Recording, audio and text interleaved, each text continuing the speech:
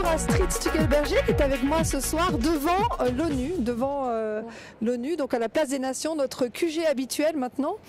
La nuit est tombée, mais nous sommes tout à fait éclairés pour justement vous éclairer sur plusieurs aspects, notamment sur le film Hold Up auquel tu as participé. Et puis, on aimerait peut-être te demander quel est ton parcours, comment tu en es arrivé à faire ce film, et puis que penses-tu de la situation actuelle? Donc peut-être commencer par te présenter. Bonsoir, enchantée et merci de m'inviter dans ce lieu mythique en fait qui est vraiment où j'ai beaucoup travaillé et je travaille encore. Donc je me présente, oui, donc docteur Astrid Stuckelberger, j'ai le titre de docteur parce que j'ai 2 doctorats, dont un dans la santé des populations qui portait sur, parce qu'on me demande, alors je leur dis, c'est une thèse de 350 pages qui est sur 900 personnes dans la population de Genève et que j'ai fait dans le cadre du Fonds national de la recherche scientifique et d'un programme auquel je faisais partie, donc au niveau suisse et au niveau de l'Université de Genève. Donc cette thèse, elle traite de quoi exactement? De la santé objective versus la santé subjective des personnes âgées et la différence entre l'homme et la femme, parce que j'avais déjà écrit 3 livres. Donc c'était le 3e livre et c'était un livre sur le vieillissement différentiel des personnes âgées. Donc c'est vraiment de l'épidémiologie et de la santé des populations, ce qu'on appelle aujourd'hui de la santé publique. Donc ça c'est ton premier doctorat et le deuxième? Le deuxième c'est un privé de sang. Donc c'est un titre en Suisse allemande qui est très prestigieux, c'est un ancien titre qui s'appelle Dozentin et ça vous rend professorable. Et on m'a demandé de le faire parce que pendant plus de 10 ans, j'ai demandé, là j'ai tous les papiers, j'ai tout ce qui est les publications, tout l'enseignement de recherche, ça fait 20-25 ans que je fais de l'enseignement en santé publique, d'être professeur. On m'a dit, faites encore ça, alors que j'avais des meilleurs scores et CV que les autres. Et donc j'ai fait le privat de sang, qui est pas mal parce que c'est un titre à vie comme ça, et ils devraient me nommer professeur et ils l'ont pas fait. Voilà. Donc finalement, tu as fait donc ça va. Donc tu as fait ces 2 doctorats sur la demande des personnes des supérieures, des gens ou des gens de l'université, et puis ça t'a pas permis, ils t'ont pas nommé au poste prévu en fait. Exact. En fait, ça fait vraiment, ça c'est une longue histoire, mais on fera peut-être une émission là-dessus. Ça vaut la peine de voir à quel point c'est difficile pour les femmes. Je suis pas la seule. Et qu'à chaque fois qu'on doit être nommé professeur, c'est un homme qui vous passe devant, qui est moins qualifié. Et j'en ai 5. J'ai 3 de mes élèves du master de santé publique qui m'ont passé devant. J'ai travaillé à l'OMS sur les pandémies 3 ans, sur les comités d'éthique 4 ans. J'ai des publications avec l'OMS, plusieurs. Et puis j'étais expert très rapidement pour le programme vieillissement. Et donc j'étais rapporteur, je voyageais, j'étais pour le programme national de recherche vieillissement en même temps. Donc j'ai un parcours international très rapidement qui a dépassé un peu l'université. Donc ça fait des jaloux, oui. Je suis prof HES, j'ai été nommée professeur en Russie à l'Institut par l'Académie médicale russe. Je suis professeur. Tu es surqualifiée, voilà, beaucoup trop qualifiée finalement. Voilà. Il ne faut pas être surqualifié en Suisse. J'ai découvert toutes les arcanes dans les universités, dans l'académie, des corruptions de CV, des corruptions, parce qu'on peut appeler corruption, pas complot, corruption. Et, corruption n'est pas encore un mot interdit, on a remarqué. Hein. Complot aussi, mais la corruption ça va encore. Ouais, voilà, Hold Up est un des films justement qui montre les contradictions, les faits et tout ça. Mais je peux vous dire que dans la carrière académique, puisqu'on est sur ce sujet maintenant, il y a énormément de contradictions.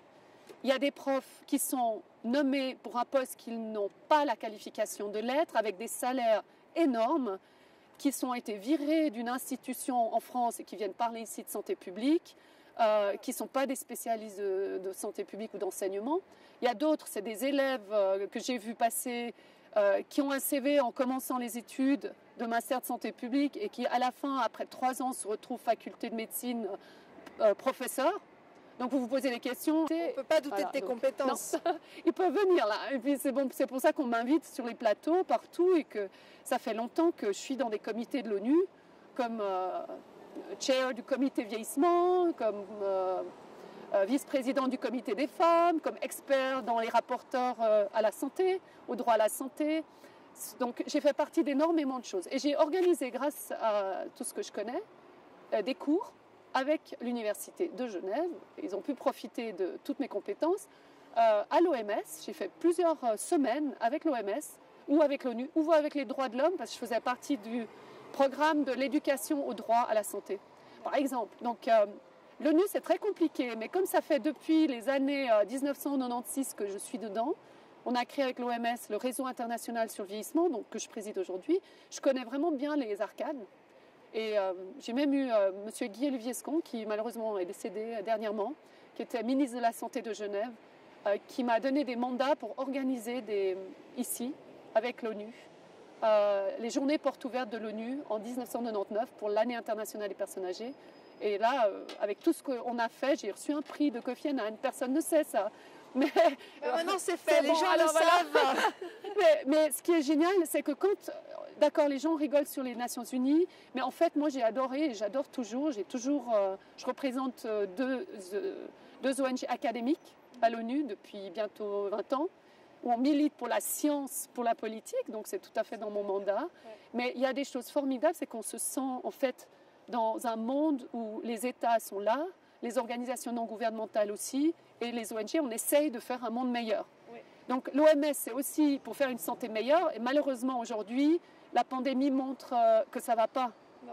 Et qu'il y a des rouages qui ne vont pas très très bien, il y a des mécanismes actuellement d'infiltration de l'industrie, notamment du vaccin à l'OMS, vous voyez, des choses comme ça. Donc je pense que ça va être l'occasion, le Covid-19, de faire de l'ordre et de faire de l'éthique, et ça fait partie de l'OMS. Et puis ici, on parle moins d'éthique, on parle de conflits d'intérêts, de corruption, de social corporate responsibility, la responsabilité des États, et on va voter sur les multinationales responsables, et j'espère que tout le monde va voter oui. Oui, c'est l'occasion de dire que le 29, donc dimanche prochain, il y a l'initiative sur les multinationales responsables qui a connu certains ralentissements, certains freinages par nos autorités, mais qui finalement est au vote. Donc il faut voter un grand oui. On en profite pour faire un peu de pub. Oui, donc ça va tout à fait dans la politique de l'ONU. D'être responsable. Alors, ça va dans les propos officiels de l'ONU. Après, ce qu'elle en fait vraiment, on ne sait pas, mais il y a eu d'autres sujets sur lesquels on pourrait parler, sur lesquels on a vu que tout n'était pas si parfait. Parlons peut-être du film Hold Up auquel tu as participé. Je voulais savoir comment tu as rencontré Pierre Barnerias, le réalisateur, et puis comment ça s'est passé, ce tournage. Alors, c'est une belle histoire, Hold Up. Vraiment. Ça a commencé, en fait, j'ai rencontré Pierre à travers professeur Perron. Professeur Perron, je le connais parce qu'ici à Genève, je l'ai rencontré, je l'ai amené avec le groupe Lyme, du combat de la maladie de Lyme. Je ne sais pas si vous savez qu'il est un des grands experts mondiaux d'infectiologie et de la maladie de Lyme. Et c'est un grand scandale de santé publique qui n'est pas inscrit à l'OMS dans la classification internationale des maladies. Et donc, on est venu, je les ai amenés, puisque je connais très bien l'ONU, à rencontrer le rapporteur à la santé, les rapporteurs des droits humains, à rencontrer le docteur Saxena en santé mentale, parce que vous savez que dans le vieillissement, la maladie de Lyme est très importante, parce qu'elle peut créer des plaques dans le cerveau qui créent l'Alzheimer. On a en fait réussi à mettre sur la classification internationale des maladies la maladie de Lyme. Donc, le professeur Perron, on est en contact et il m'a conseillé à Pierre Barnerias pour faire partie du film Hold Up que j'ai tout de suite accepté. Je suis allée à Paris, j'ai tourné puisque j'ai une expertise. J'ai une expertise parce que j'ai travaillé pendant 3 ans dans l'unité de Global Response, Alert and Response sur les pandémies pour mettre sur pied des cours d'entraînement, des cours d'éducation pour les États, pour les personnes clés de l'OMS dans les régions et pour les experts en épidémiologie dans les régions. Et j'ai fait ça via l'Université de Genève, on m'a donné le mandat, donc pendant 3 ans. J'ai travaillé avec C'était quand ça, cette préparation aux pandémies? C'était de 2009 à 2012-13. Et on a même eu le mandat renouvelé. Et puis tout à coup, le Japon ou d'un autre pays n'ont pas voulu payer pour l'éducation à préparer les pandémies. Et c'était aussi avec l'Université de Georgetown et Pretoria, donc c'était et l'OMS de Lyon. Donc c'était super passionnant. On a organisé des cours en ligne et à l'Institut Mérieux. Une personne consultante américaine à l'OMS qui est venue me convoquer m'a dit, parce que j'ai mis sur pied l'école d'été sur la santé globale et les droits humains. Et j'étais celle qui la dirigeait, qui faisait tous les programmes pendant 3 semaines. Et donc je faisais 1 semaine sur les pandémies avec les experts. Et on faisait travailler les étudiants américains. Et ça avait beaucoup de succès. Et le gars, il me convoque et il me dit... Et puis j'avais invité une fille de l'OMS du Tadjikistan qui donnait aussi un cours. Il nous convoque les deux, il dit mais vous arrêtez, il ne faut pas enseigner ça, il faut arrêter d'enseigner ça. Puis je dis mais de quoi je me mêle, c'est une démocratie, nous on enseigne, on fait de l'éducation et ça fait partie du système de santé, de la santé publique. Ouais. Et donc j'étais assez choquée, mais j'ai tenu tête en disant mais c'est une nécessité d'ailleurs, pourquoi vous avez arrêté vous? Ouais. Parce que tous les pays n'ont pas été éduqués. Ouais. Vous voyez, il y a 4 types de pandémies, il n'y a pas que l'infection. Donc finalement tu as dû arrêter à ce moment-là? Non, moi je n'ai pas arrêté, j'ai continué, c'est l'université qui a arrêté le cours. Parce que j'étais plus là, alors ils étaient embêtés. Parce que après j'ai dit ok, si c'est comme ça, je vais retirer mes recherches, on va faire autre chose. Je continue mes recherches avec Gina et avec l'université de Lausanne. Et donc pour revenir au film Hold Up, tu as donc participé par le biais de Christian Perron et tu as fait d'autres rencontres, j'imagine. Est-ce que tu veux nous en parler? Oui, j'ai fait des belles rencontres. Je peux vous dire, il y a beaucoup de gens qui me félicitent dans mon milieu, dans le milieu scientifique, en disant bravo, tu as eu le courage de parler. Mais j'ai le courage parce que je ne suis pas liée contractuellement et je ne peux pas perdre mon travail. Sinon, je vous assure, j'aurais été virée déjà maintenant, si j'étais dans une université. Je connais ça. Ok. Donc, vu ma stature et mon expérience, ça me permet de faire ça. Et je le fais parce que c'est tellement important pour le futur de ce qu'on fait maintenant et des prochaines générations. Les gens ne se rendent même pas compte à quel point le monde peut devenir vraiment l'obligation de se vacciner si on veut se faire opérer, de se vacciner si on veut aller à l'école, avec un vaccin qu'on ne connaît pas, qui n'a pas été testé, on ne sait même pas la longévité de ce vaccin et qu'est-ce qui va créer autisme ou sclérose en plaques, comme disait le docteur Sigrist aujourd'hui. Donc je suis contente qu'il y ait quand même des scientifiques vaccinologues qui le disent, et il y en a beaucoup qui le disent. Donc vous voyez, les gens n'ont aucune idée à quel point c'est important. Les enjeux sont énormes, mais énormes.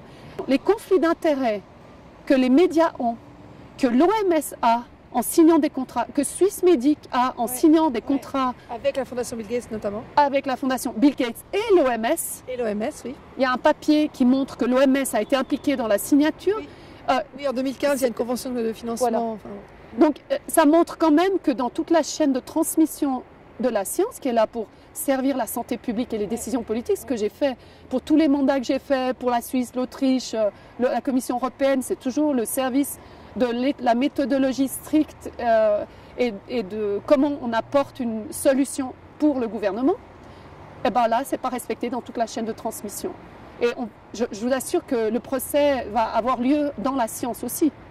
Oui, pas... comme tu me disais avant l'émission, ces gens-là auront des comptes à rendre, il ne faudra pas oublier et ne pas faire comme si ça n'avait jamais eu lieu, tous ces 8 mois, 9 mois, on ne sait pas combien encore de temps. Bah, il ne faut surtout pas oublier, et puis rappelez-vous bien ce que vous avez vécu ces 6 derniers mois, que ça va éclater comme une bulle d'air, j'espère, parce que sinon ça va être le prison, et la prison dans le sens psychologique du terme, les fausses informations, des sciences qui ne sont pas faites par des scientifiques mais par des politiques et des technocrates, dont Microsoft, je veux dire, ou d'autres. Donc c'est vraiment très grave. Quand on est scientifique et avec l'éthique, on voit bien que ça a une implication sur les gens, sur leur économie, leur bien-être. C'est complètement à l'envers de la santé publique. Donc tout ce j'ai enseigné là depuis 25 ans, c'est à l'envers. Et en plus, les 10 ans avant, où j'étais co-directrice du programme national de recherche sur le vieillissement quand même, de nouveau la recherche pour la politique, 12 millions, 30 projets de recherche, c'était la science pour donner des directions au gouvernement, et Ruud Dreyfus était à la tête de tout ça, ça a été super intéressant, c'est plus là. Donc maintenant il faut recommencer à faire de l'ordre dans la science, c'est la science qui dirige la politique et pas la politique qui dirige la science. Donc je l'ai dit sur V9, et la femme de Véran qui était sur le plateau, on a coupé, donc je le dis. Donc on pourra parler de ça dans l'émission. On en parle juste après, mais déjà donne-nous un petit peu d'informations. Ouais. Donc quand je dis sur le plateau de V9, je leur dis, écoutez, la science, elle est au service de la politique et des gens, de la politique et de la population en termes démocratiques, et c'est pas le contraire. C'est pas la politique qui dit ce que les scientifiques doivent dire. Et je dis ça sur le plateau de V9, et Madame Véran, qui n'est ni scientifique ni rien, qui est la femme en conflit d'intérêt total dans le gouvernement parce que son mari c'est Véran, Dubosc, elle s'appelle Coralie Dubosc, elle répond « Ah non, pas du tout, alors il faut que la science ne se mêle jamais de la politique ». Elle l'a dit. Donc ça montre quand même comment certains politiciens considèrent la science. Oui. C'est un alibi qu'ils utilisent pour imposer des choses qui font mal à la population et on les paye pour nous gouverner, on les élit. Si c'est vraiment des démocraties, il y a quelque chose qui ne joue pas. C'est pas du complotisme, c'est des conflits d'intérêts. Il y a des conflits d'intérêts en science et chez eux, il y a peut-être du complotisme. Mais franchement, il y a un problème énorme. Le film aussi, Hold Up, a permis de réunir une partie des scientifiques qui voient clair dans toutes ces corruptions, ces conflits d'intérêts. Est-ce que tu t'attendais à un tel succès du film? On parle les médias en tout cas parlent de 6 millions de vues, peut-être plus. Est-ce que tu t'y attendais? Alors moi, pas du tout. Enfin, je m'attendais quand même à un électrochoc. Mais j'ai pas vu le film en entier, même aujourd'hui, tellement il a été censuré. Donc j'ai vu la partie scientifique, en tout cas un bon bout. Et Pierre Barneria, c'est quelqu'un de hyper éthique et qui fait les choses très bien, qui laisse parler les personnes. Mais franchement, je suis très contente en fait que ça amène une discussion puis un débat. Parce qu'en fait, parfois, il faut provoquer le débat et ce film provoque le débat. Donc effectivement, pour l'instant, il y a des détracteurs, mais vraiment ça lasse. Hein. Je trouve que c'est trash, c'est pas éthique. Il parle avec aucun respect pour le réalisateur et l'artiste que Pierre Barneras est et qui a fait un super boulot. J'ai essayé de le voir en 2 ou 3 fois et à chaque fois le nouveau lien ne marchait pas. Donc effectivement, c'est un peu le parcours du combattant pour le voir et ce qui montre que ça dérange quelque part et que la censure, on sait qui l'a fait et on sait contre quoi elle est faite. Personnellement, j'ai déjà plusieurs vidéos qui ont été aussi censurées. Dès qu'on n'est pas dans la ligne officielle, la ligne des médias, la ligne des autorités, des gouvernements, eh bien, on subit la censure. Mais on a... Enfin, moi j'ai remarqué, et tu m'en as parlé juste avant, l'effet Streisand qui en fait explique que plus on censure un document et plus il va être regardé au contraire et plus le buzz va se faire autour de c'est la clé du succès. Faites-vous censurer. Donc, finalement c'est une bonne nouvelle que la censure est appuyée sur ce film dans un sens. Oui, mais il ne faudrait pas que ça en reste là et il faudrait que le débat s'ouvre. On doit vraiment avoir un débat. Oui. Parce que là, même ce qui s'est passé sur V9 hier, en différé... Justement, parle-nous un petit peu de l'émission de hier. Alors. On en était à l'émission du mardi 24, il y a 2 jours en fait, sur W9, qui avait été présentée comme une émission qui passerait sur M6 à la base. Donc, est-ce que tu peux nous en parler de cette émission? Alors, il y a 2 choses. C'est d'abord comment ça s'est passé, et puis après le contenu. Et comme ça s'est passé, on n'a pas été avertis que ça allait faire partie d'une série sur le complot. Donc on ne vous a pas donné le titre et le contexte dans lequel ça allait être présenté? Non, on nous a dit, on va faire un débat, on va ouvrir le débat sur Hold Up. Je me suis dit super, enfin, une chaîne qui commence à ouvrir et pas seulement opposer un journaliste avec son opposé. Donc il y avait 3 personnes en face, enfin non, 3 personnes en face. Et nous, dans l'équipe Hold Up, on n'était que 2. Donc déjà 3 contre 2, c'était pas tout à fait équilibré. Non, et il y avait 2 femmes en fait qui ont accepté parce qu'il faut avoir le courage d'aller un peu argumenter, mais en science c'est plus facile qu'en politique, je trouve. Enfin, ça dépend qui y parle. Disons. Voilà, on nous a dit d'abord qu'on allait faire un débat sur Hold Up avec 2 personnes en face et 2 personnes femmes, donc moi et Violette Guérin, qui seraient sur le plateau. Après, on nous a dit non, mais il y aura aussi Madame Dubosc, qui est en fait la femme de Véran, qui est aussi dans l'exécutif ou le législatif. Ok, on s'est dit bon, bah d'accord. Ensuite, Pierre Barneria, ce producteur, je l'appelle et il me dit peut-être je vais venir sur le plateau. J'ai dit super, viens, on y va, on va faire quelque chose de bien en team. Et donc, on a dit ok, on y va, en pensant que c'est un débat. On a plusieurs personnes. Mais ce qui s'est passé le lendemain, c'est qu'avant de tourner, on ne me donne pas le lien, j'appelle, on me dit non, on a décidé que finalement il y avait assez de personnes sur le plateau. Je dis bon, ben, si c'est comme ça, ben, Pierre et moi on ne vient pas. Et là ils sont ravisés, bizarrement, ils ont dit non finalement, on est un team, moi je cautionne la science et lui il fait le film et Violette Guérin aussi la science. Et donc Violette Guérin, quand elle a vu qui était sur le plateau, elle est repartie et il est resté que Pierre Barnerias et moi.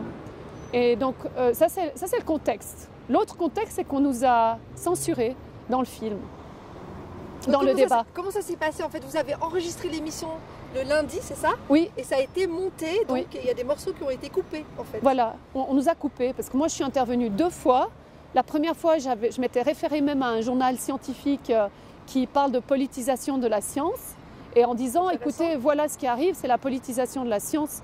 Le BMJ, le British Medical Journal de novembre, en parle et montre comme la science n'est plus la science parce que la politique s'en mêle. Donc tu disais que Coralie Dubosc, donc la femme d'Olivier Véran, avait dit que c'était le politique qui décidait et que la science n'avait pas à s'en mêler. Oui, exactement. Elle n'a pas aimé du tout que je dise que la santé publique est pour servir la politique, comme toujours la santé publique, donc c'est médecine et santé, pas tout le monde comprend. Et puis que ce n'est pas le contraire, ce n'est pas la politique qui se sert et abuse. Et qui peut dire, par exemple, aux médecins, arrêtez de prescrire ce que vous prescriviez avant, etc. Oui, tout. Je veux dire, porter le masque alors que ça n'a pas été évalué, faire des tests PCR alors qu'ils n'ont pas été testés et validés, qui ne sont pas testés continuellement comme ça devrait se faire, décider que c'est une pandémie sans avoir un taux de mortalité qui est vraiment prouvé, ne pas arrêter une pandémie, enfin, vous savez... Et le confinement aussi, ce n'est pas du tout une mesure... disons, scientifique éprouvée. Pas comme ça a été fait. Les coronavirus, on les connaît, c'est des grippes.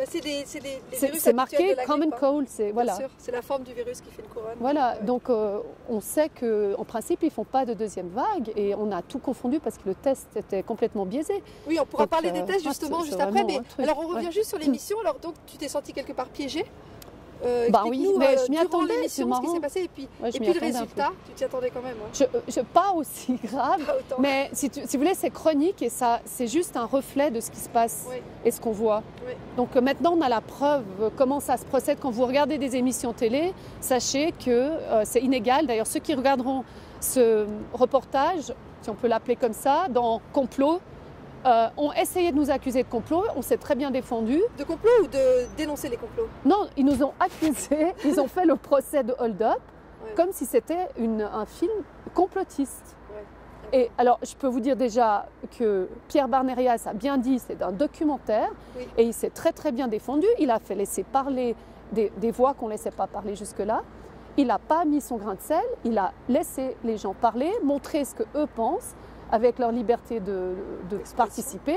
Et puis, il a mis en scène tout un film, comme ça, comme se fait Arte, comme se font aux États-Unis. Bon, Michael Mann, il est beaucoup plus trash que... Là, Pierre, il était éthique, il a respecté les gens. On a fait ça dans des conditions vraiment optimales. Comme Élise Lucet le fait avec H Investigation ou des émissions. Oui, peut-être. Ah oui, c'est juste. Elle le fait très bien aussi, ouais. Il y a des très bons journalistes d'investigation. Donc là, je trouve qu'il est devenu presque un journaliste d'investigation scientifique. Les autres films qu'il a fait aussi sont très bien. Alors ça, c'est pour la partie Pierre Barnérias. Et au niveau scientifique, en fait, moi, j'ai essayé de dire que la science et la politique, ce qu'on voit avec le Covid, c'est qu'on ne laisse pas parler les scientifiques. Et que c'est pas le mot on laisse parler les scientifiques qui sont financés par les laboratoires. Oui, alors justement, j'ai dit le complot, il n'existe pas dans la science. Le mot complot n'existe pas scientifiquement, c'est dans la politique le mot complot, c'est pas dans la science. Mais dans la science, vous avez 3 mots-clés que j'ai moi identifiés. C'est ce qui est éthique et pas éthique, la corruption, et ça je l'ai expérimenté, je peux vous en parler, et puis les conflits d'intérêts. Alors là, et je l'ai même dit sur le plateau et on m'a sucré, j'ai dit les conflits d'intérêts, on pourrait en parler ici parce que c'est justement le problème du Covid, c'est les conflits d'intérêts à tous les niveaux. En plus des personnes qui parlent qui n'ont pas les qualités de le parler, celles qui sont choisies, du nespotisme, ça existe aussi à l'université. Donc, si vous voulez, on peut retrouver toute la chaîne.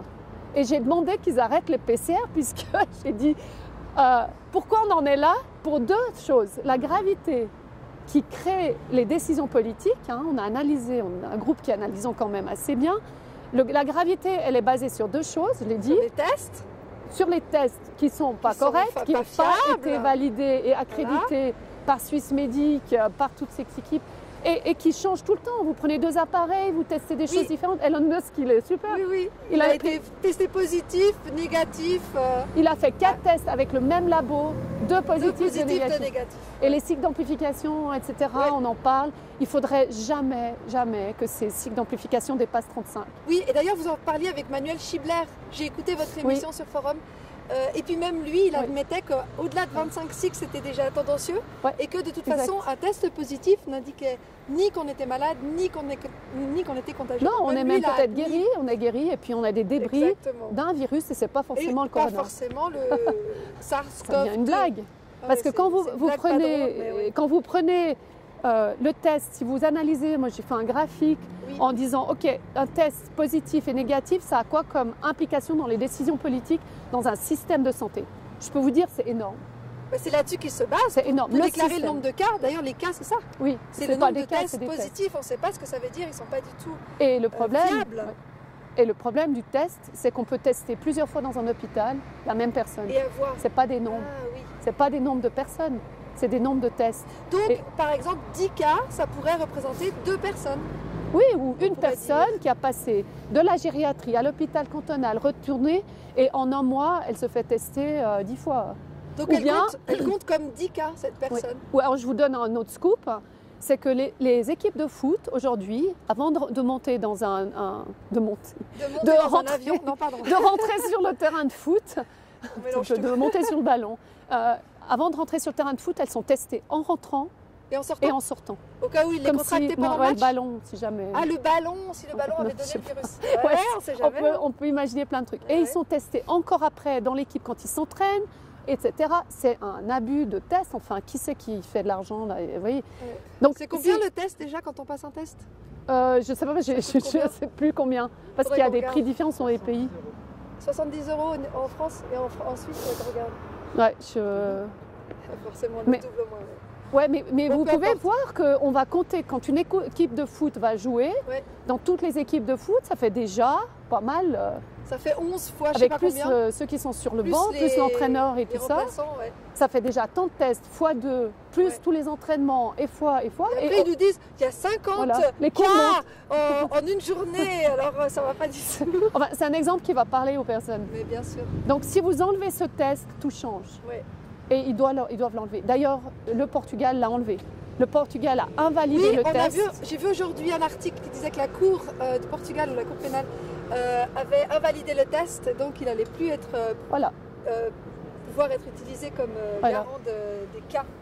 Et en Angleterre, alors je peux donner un autre scoop, ceux qui veulent googler, ils peuvent. Liverpool, qui est un bassin qui est en principe infectieux, comme ils appellent avec le Covid. L'armée a pris un autre test, ils ont été testés 60 000 personnes, et avec le Lateral Flow Antigen Test, donc c'est un autre test qui teste vraiment les gens malades, et ils ont trouvé 0,05% de personnes positives, alors que l'autre test beaucoup plus positif. Donc ça change tout. Et les gens, on ne pourra plus nous tester pour aller prendre l'avion, pour ci, pour ça.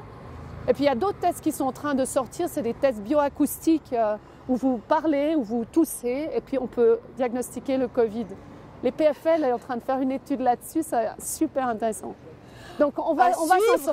On va s'en sortir. On va s'en sortir. Mais il faut arrêter ce test PCR. Donc ça c'est une chose que j'ai dit. Il faut arrêter ce test PCR parce qu'il y a trop de cycles d'amplification et personne ne contrôle.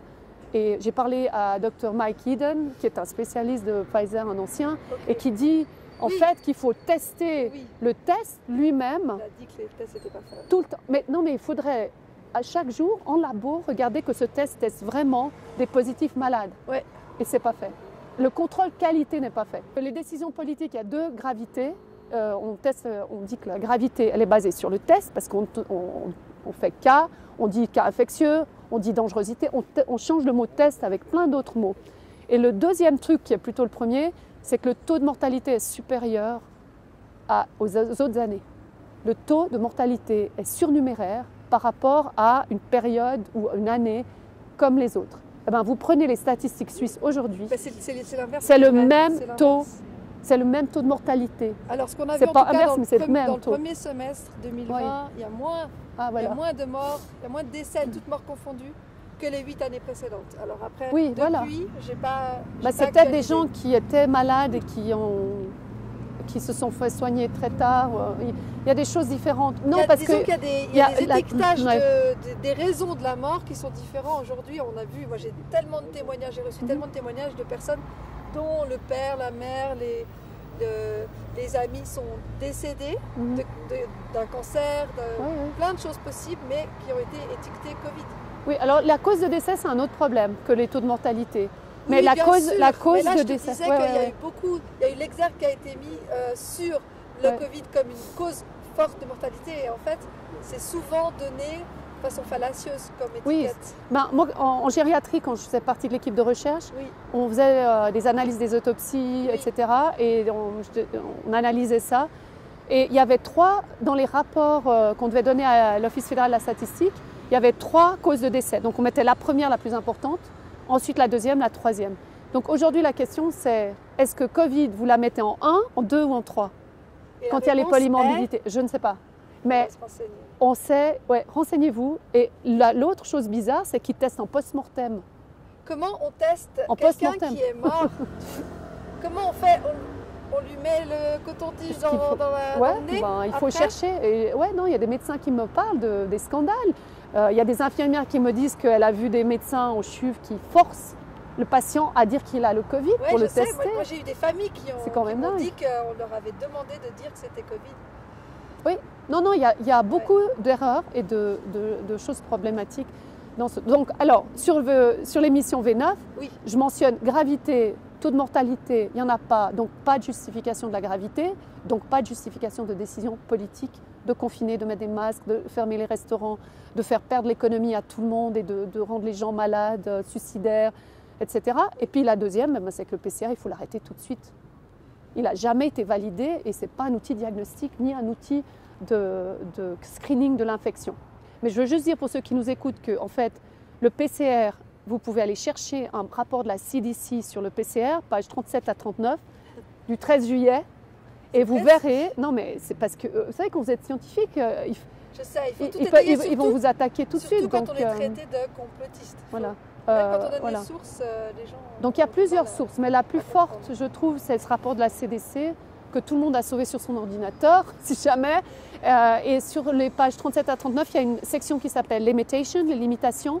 Et vous voyez à la fin des séries de limitations de ce test que c'est marqué « Ce n'est pas un test diagnostique qui ne peut pas être utilisé parce qu'il est trop instable et trop imprécis. » Et la dernière ligne, c'est marqué qu'il peut tester des débris, des autres bactéries, des autres virus, Bien sûr. et que même les gens guéris. Donc, vous voyez très bien que la référence, c'est le CDC. Et même Karim Mullis le disait, Voilà, l'inventeur l'inventeur. du test, qu'avec ce test, on ne pouvait pas tester Il n'avait pas si fait on pour. avait un Voilà. virus ou pas. C'était juste des morceaux d'ADN. Bah, il l'a pas fait dans le sens. vivant, Son non. objectif, c'était pas de C'était faire pas un. de tester les Ouais. virus, l'infectiosité. Ouais. J'ai une question. Oui. La semaine dernière, nous avons couvert une manifestation. Mais c'est bon, elle va l'entendre. Et il y a une dame qui avait été testée avec le PCR et elle nous a déclaré qu'elle avait perdu l'odorat à la suite de ça. Est-ce que c'est possible? Hypothèse, hein. En science, on fait des hypothèses. Donc, on a un fait et on fait des hypothèses. Hypothèse 1, elle avait le virus qui était sous-jacent et elle s'est sortie, elle a fait la perte de goût, mais ça peut être l'odorat seulement.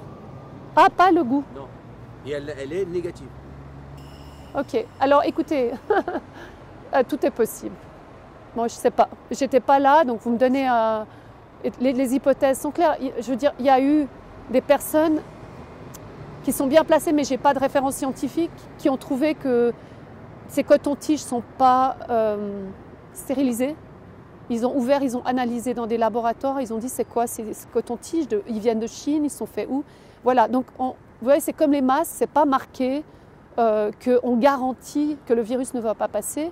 Et là, ce n'est pas marqué sur les cotons-tiges, on garantit qu'il n'y a pas de problème avec ces cotons-tiges ou d'agents qui pourraient vous faire du mal. Même la procédure. Donc, justement, Même la pour faire procédure, elle est transition, douteuse quand même. Oui, effectivement. Pour faire la transition avec les masques, on a vu aussi que sur les boîtes de masques, moi notamment chez l'ostéo, mon ostéo, on avait regardé sur la boîte de masque, c'était marqué que ça ne protégeait pas d'un risque viral. Donc, même chez les chirurgiens. Hein. Effectivement, qu'est-ce que tu peux nous dire toi sur les masques? Est-ce que tu as étudié la question également? Écoutez, il y a beaucoup qui étudient la question. Oui, alors il y a ça, bien le sûr. professeur Rancourt bien au sûr. Canada qui a Oui, fait oui, des tout choses à fait. super. Qui a écrit Maintenant- à l'OMS d'ailleurs une lettre le 21 Oui. juin. Et puis qui est pour, dans beaucoup de procès au Canada comme expert scientifique, Ouais. même en Suisse d'ailleurs. Ok. Donc c'est hyper intéressant. Mais non, ce qui est intéressant, c'est de parler avec des médecins qui sont sur des plateaux chirurgicaux et qui vous Oui. disent, mais non, C'est on pas sait du très tout bien pour les que c'est bactéries, pas pour les... virus. On le sait. Même on met de masques, c'est pour pas que les poils tombent et c'est pour pas que ça nous gicle, Ouais. c'est pour que nous on se protège ou mais c'est pas quelque chose de pas garanti. Pour les contagions, quoi. C'est pas garanti, c'est pas du tout garanti. Et qu'est-ce qui garantit vraiment? Vous voyez, alors ce qui garantit vraiment, c'est d'avoir, à mon avis, un terrain en bonne santé. Voilà, alors parlons de santé, parce bonne que alimentation, contacts humains. Un des problèmes, vous voyez, dans cette pandémie, et ça va se renverser, c'est qu'on parle que de maladie et on parle pas de santé. On se focalise sur la maladie, effectivement. C'est incroyable qu'on parle pas d'immunothérapie, d'anticorps, de nourriture épigénétique, de l'épigénétique, 3 facteurs, l'émotion, la perception. C'est mal paré. L'importance des émotions, l'importance de l'état dans lequel on est pour se maintenir en bonne santé. C'est pour ça que ma thèse était sur subjectivité. Mais c'est l'épigénétique. Il y a 3 facteurs. Comment vous créez de la santé? C'est les émotions, la perception. Et 75% du vieillissement en santé se fait par l'épigénétique, pas par la génétique. Ça, hein. J'enseigne, alors ça fait longtemps que je tourne là-dessus. Donc ça, c'est un facteur. Donc il faut être très bien, il faut être heureux. Et bien là, ils ont tout fait pour pas. Le deuxième, c'est le style de vie. Donc c'est la nutrition et c'est l'activité physique. D'accord. Et on se confine, pas d'activité physique. Non, et la nutrition, on met des masques. Enfin, non, mais non, alors ça, vous pouvez tous les jours augmenter votre santé avec ça. Et le troisième, c'est l'environnement. Si vous êtes avec de l'amiante dans les peintures, du radon dans la cave, la pollution. Pollué, quoi. Ouais, voilà, non pollué. Et puis le travail, le stress au travail, respirer. Des choses comme ça, effectivement. Tu le mets dans quelle catégorie? L'environnement, si vous êtes dans une salle, il y a plusieurs facteurs partout. Il y a les 3 facteurs partout. Non, mais je dis le fait de se sentir bien au travail. Oui, alors, de stress, j'ai travaillé avec le BIT là-dessus, le stress, minimiser le stress. Voilà. Mais si vous voulez, il y a l'environnement, il y a Ili Marinen qui était justement un expert dans les groupes où j'étais, qui a bien montré, c'est un Finlandais, un prof super, il a étudié d'être en santé là où on travaille. Oui. Et c'est l'environnement du bureau, s'il y a des aérations ou pas, si le tapis et la moquette sont pleins de poussière, oui, donc c'est vraiment l'ergonomie, la vision, la position, etc. Il s'est hyper bien étudié. Et ça, au santé au travail, c'est aussi ça. Après, ça fait partie de ça, d'accord. Après, c'est le subjectif, on est bien dans sa place, on se fait harceler ou pas. C'est ça. Et puis après, est-ce qu'on a assez de temps pour faire un style de vie? Est-ce qu'on est bien nourri dans la cantine? Est-ce qu'on est bien hydraté? Voilà. Donc ça, vous voyez, c'est multidimensionnel la santé publique. C'est pour ça que existe la santé publique. C'est pas dans la main des médecins, ça, c'est dans la santé publique. De toute façon, la vie est multidimensionnelle. Oui. Notre fonctionnement, on doit retrouver. Le corps est multidimensionnel. On doit retrouver ça. L'émotion est important. Vous comprenez mon message?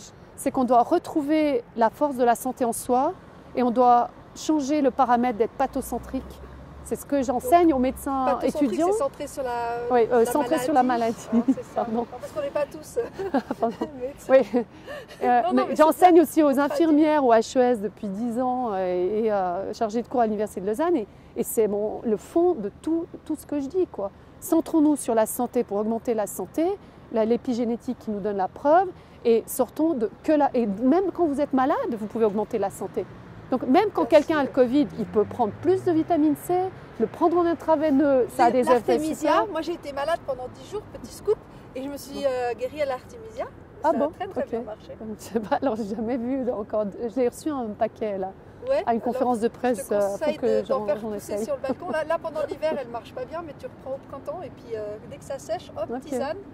Il faut que je regarde les études scientifiques parce que non, mais c'est ça que moi j'essaye de donner des messages où ça plaît à tout le monde. C'est-à-dire que les médecins, ils n'ont pas le temps de faire la revue des sciences, alors je le fais pour eux, la politique aussi, puis j'aide à amener de la santé. Voilà, et ça c'est super intéressant de faire ça. C'est comme si la médecine s'est beaucoup centrée sur la maladie et pas sur la prévention, pas sur la santé, mais je vous assure qu'il y a des médecins qui ont compris ça depuis longtemps et qui veulent introduire ça dans les études de médecine et partout, mais c'est vraiment lent. D'ailleurs, ça me fait penser qu'on parle de assurance maladie et pas d'assurance santé. Donc, quelque part, c'est comme si on s'assurait qu'on reste malade. L'OMS a dit, quand j'ai fait le film, disait qu'on n'avait pas besoin des masques, avec une dizaine de pages de références scientifiques, c'était posté sur le site. Ça datait de juin. Et donc, dans le film Hold Up, moi j'ai dit, il n'y a pas besoin des masques. L'OMS ne recommande pas les masques. Et W9, la speakerine, m'a piégée. En quelques mots, elle m'a dit, est-ce que vous soutenez toujours ça? Parce qu'aujourd'hui, ils disent qu'il faut mettre les masques. Et j'ai dit, mais je soutiens toujours, puisque l'OMS a été d'accord de ne pas recommander les masques jusqu'au 20 octobre. Et tout à coup, ils ont décidé de recommander de mettre les masques. Donc il y a quand même un problème. J'ai dit, il y a un problème à l'OMS, puisqu'il y a moins de virus, il n'y a pas une vraie deuxième vague, vraiment pas. Donc voilà, c'est ce que j'ai répondu. Ça, c'était la première. Ensuite, la deuxième, elle venait un peu vers la fin. Et comme je voyais qu'il y avait une inégalité, si vous analysez le film, ce reportage, il y a une inégalité de temps de parole énorme. Donc j'ai dit, bon, bah, j'ai lancé un message, est-ce que je peux dire quelque chose, quoi. Et là, j'avais un peu préparé le coup en disant, en fait, on devrait revenir à l'essentiel, c'est la population. Et c'est de dire pourquoi on est dans cette situation. Et j'aimerais bien qu'on dise que Hold Up a soulevé, et heureusement qu'il y a Hold Up pour faire des débats, parce que le centre de ce problème qu'on a, c'est qu'on confine basé sur une science qui n'est pas juste. Et qu'on confine, et j'ai mentionné deux choses, c'est que les taux de mortalité sont égaux. Et il n'y a aucun sens d'avoir une gravité de la situation, puisque la gravité d'une situation, les décisions politiques sont basées sur un taux de mortalité surnuméraire, c'est faux. Puis le deuxième, c'est que le test PCR, ça ne joue pas. Il y a un test qui n'a pas été validé, qui n'a pas été évalué constamment comme on le fait toujours, donc il faut le retirer. Et donc j'ai dit ça, j'ai dit vous voyez très bien qu'il y a un problème et qu'on doit revenir à la science, faire de l'ordre dans la science et dire que la science guide vraiment les décisions politiques et qu'on respecte la science. Et j'ai mentionné le docteur Raoult en disant vous avez une sommité en France, qui est une sommité passée un médecin, mais qui est aussi scientifique. Je fais la distinction. Il y a médecin et un médecin scientifique. Médecin scientifique, infectiologue de haut niveau dans un des meilleurs centres européens d'infectiologie, et vous le cassez, je dis. Donc vous voyez bien que les sciences n'aident pas à guider la politique, il faut vraiment que ça change. Mais beaucoup de médecins qui portent des mauvaises paroles ne sont pas du tout scientifiques. Ils n'ont pas le raisonnement. Ils ont appris qu'un médicament, une maladie, un test, etc.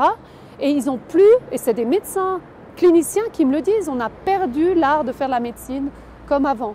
Parce qu'il y a des algorithmes, vous pouvez mettre sur votre ordi, vous pouvez regarder, ah, il a ça, donc ça veut dire ça, donc je donne ça. Et donc, ça devient une machine à penser plutôt qu'un art de faire de la médecine basé sur une science, une réflexion. Le médecin sur le plateau n'était pas un scientifique.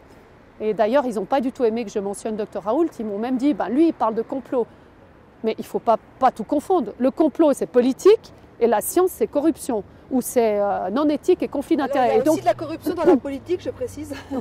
Non, alors ce que j'ai aussi dit, qu'ils ont sucré, c'est que j'ai dit, d'ailleurs, en science, on n'utilise pas le mot complot, on utilise le mot corruption, éthique ou pas éthique, les décisions, et puis conflit d'intérêts. Et j'ai dit, d'ailleurs, sur ce plateau, on devrait parler de conflit d'intérêts, puisque vous parlez de complot. Parlons des conflits d'intérêts que chacun a ici. Alors chacun décline tous ses liens d'intérêt avec les laboratoires. Est-ce qu'ils t'ont suivi là-dessus? Ce monsieur, le docteur, qui n'est pas scientifique, il a dit « j'ai pas de conflit d'intérêt », mais on ne l'a pas passé à la télé, ça. On ne l'a pas passé. Il a dit « j'ai pas de conflit ». Par contre, l'autre, Rudi Reichstadt, il n'a pas du tout donné... Spécialiste des complotistes. Oui, allez chercher son CV. Qui est aussi intervenu dans ID News, dans la campagne mais je vous assure, dont nous avons été l'objet. Si vous voulez être scientifique dans votre démarche, allez voir les CV des personnes qui parlent et vous allez tout comprendre. Vous allez comprendre que Madame Dubosc, Coralie, est la femme de Véran, que Véran et Coralie Dubosc sont dans le même gouvernement en conflit d'intérêts puisqu'ils sont ensemble. Normalement, on ne fait pas ça, avec deux noms différents. C'est quand même, voilà, moi j'étais, c'est bien, on apprend, hein, on apprend. C'est quand même Olivier Véran, un médecin et le ministre de la Santé en France.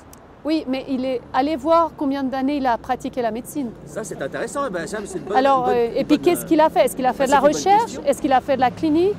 Est-ce qu'il a fait de la santé publique? Est-ce que tu connais son CV? Non, mais je sais qu'il n'a pas fait beaucoup de médecine, je sais ça. D'accord, ça c'est intéressant de le savoir, c'est un scoop ça. On voit assez rapidement quand quelqu'un a un esprit scientifique. Parce que la façon dont il analyse la méthodologie, qui coupe les choses, qui compare aux autres, on voit qu'il n'y a pas une tendance. On a eu un grand scandale à l'Université de Genève avec comment il s'appelait, Rylander, qui était payé par les tabacs et qui prouvait que le tabac était bon pour la santé. à l'Université de Genève. Vous voyez, il y a eu On un avait- scandale. Et même au niveau du Conseil fédéral, ou plutôt des Oui. deux chambres, il y avait tout un reportage de la RTS d'ailleurs qui montrait tous les liens d'intérêt des personnes, des conseils d'État, conseils nationaux, qui ont mis des freins aux lois anti-tabac.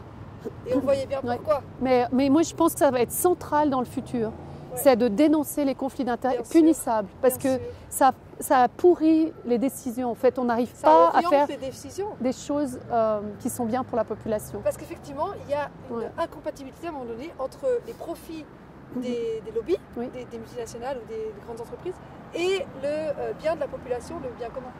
Alors, si on le fait, mais en toute transparence. Moi, si je veux faire de la publicité pour le fromage du Valais, je fais du... Vous voyez, si je le fais. Ouais, bien Mais sûr. je le dis que je fais. Comment est-ce que vous faites quand la communication est un mensonge? Est-ce qu'il y a un organisme qui pourrait être neutre, qui devrait exister peut-être dans le futur, qui peut être un journaliste de vérification? Vous voyez, parce qu'il manque, il manque quelque chose d'un Donc, organisme un organisme indépendant, vraiment indépendant de tout.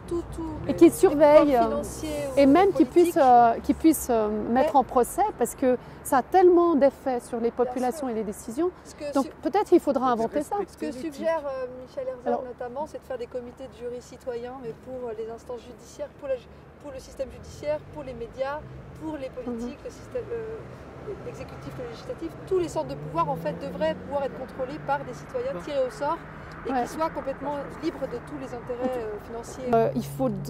Il faut installer de l'éthique dans la communication, parce que la communication éthique, c'est de ne pas faire mal aux autres. Évidemment. Et là, avec la pandémie, on fait peur aux gens. Mais on fait peur, mais je n'arrête pas de le dire, mais on terrorise les gens à un point qui est complètement incompatible avec ce que l'OMS avait mis dans son règlement sanitaire international, que la communication du risque doit être transparente, doit écouter le peuple, doit le rassurer, doit dire on ne sait pas, mais on va décider quand on sait. Véran, au lieu de mettre le masque et dire oui ou non ou un truc, il dit on ne sait pas, on va se renseigner. Ouais. Et donc c'est complètement, C'est pas du tout appliqué. Et c'est pour ça qu'il y a un besoin de mettre un organe d'éthique, de communication, mais aussi un de vérification, vraiment.